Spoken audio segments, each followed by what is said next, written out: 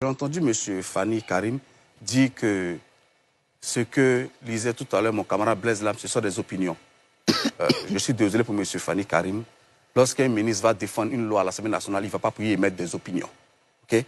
Quand on est au pouvoir pendant 15 ans, il faut s'instruire un peu sur le fonctionnement de l'État. Donc le ministre Hassan Kabilé, il va défendre la Constitution à l'Assemblée nationale devant les députés pour faire voter cette loi-là. Il ne va pas y émettre de l'opinion. Il n'est pas dans sa famille ou chez lui à la maison.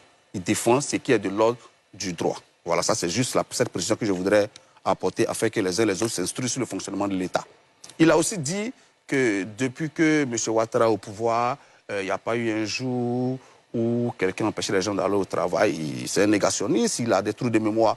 Il y a eu les soldats qui ont réclamé des prises de 12 millions, qui ont bloqué le fonctionnement de l'État. Pendant plusieurs jours, il a fallu que le chef de l'État les reçoive. Donc, c'est juste pour lui rappeler ça, pour qu'il se fortifie dans son oubli. Donc, c'est juste ces deux points-là que je voulais rappeler. Maintenant, concernant M. Kokora, je vous prends à témoin et je le mets au défi de vous fournir les preuves quand tu le veux. Parce que ce qu'il a laissé entendre ce soir, j'ai dit, ce n'est pas une opinion. Une opinion peut ne pas être mienne, je peux la comprendre. Mais quand on dit que Ahmed Bakayoko, qui est un RDR patenté, a mis 3 000 € par mois à ma disposition jusqu'à son décès, M. Kokora a dit en avoir les preuves, je le mets au défi devant l'État de Côte d'Ivoire, devant les populations ivoiriennes, de fournir les preuves le plus rapidement possible et peu importe le canal de diffusion qu'il trouvera. Donc, la Côte d'Ivoire est témoin. Je ne vais même pas argumenter dessus. La Côte d'Ivoire est prise à témoin et vous êtes un peu comme l'arbitre de ce défi que je lui lance. Et je suis très impatient de voir ça. Mais je précise que c'est faux. Et je précise que c'est très faux. Et je précise que ce monsieur est un affabulateur. Je le dis pourquoi. Parce que ce monsieur qui est un touriste, enfin comme je le disais, c'est un touriste en Côte d'Ivoire. Et c'est pourquoi j'avais parlé du système de santé, il n'a pas réagi. J'ai dit M. Kokora qui a été formé par l'INFAS, qui est allé aux États-Unis.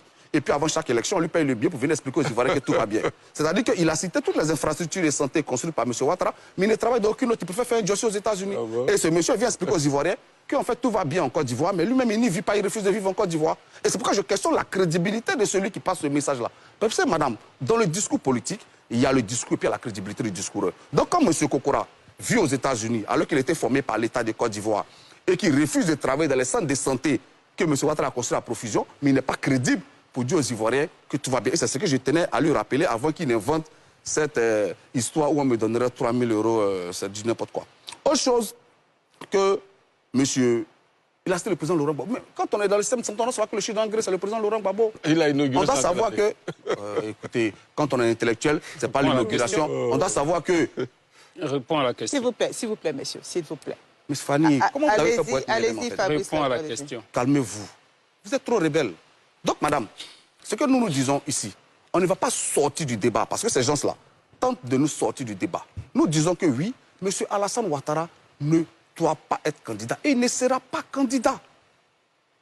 Parce que nous allons contraindre le RDR à respecter la loi. Et nous allons l'y contraindre par les moyens que nous offre la loi. Parce que j'entends